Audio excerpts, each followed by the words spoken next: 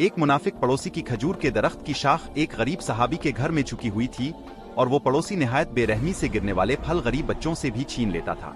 जब रसूल अल्लाह सल्लल्लाहु अलैहि वसल्लम ने इस मुनाफिक को जन्नत में खजूर के दरख्त का सौदा पेश किया तो इसने हिकारत से इनकार कर दिया।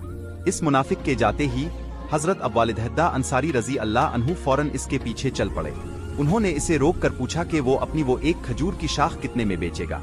मुनाफिक ने जान छुड़ाने के इरादे से मजाक करते हुए कहा कि अगर तुम मुझे अपना पूरा 600 दरख्तों वाला बाग इस एक खजूर के इवज दे दो तो सौदा मंजूर है।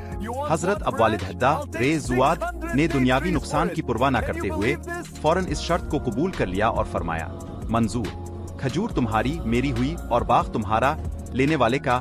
यूं उन्होंने अपने बेशकीमती बाग के इवज में वो एक खजूर हासिल करके गरीब सहाबी के हवाले कर दी।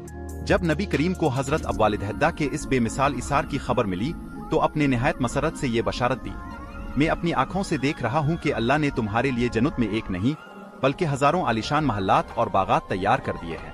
वीडियो अच्छा लगा तो लाइक कीजिए और चैनल को सब्सक्राइब जरूर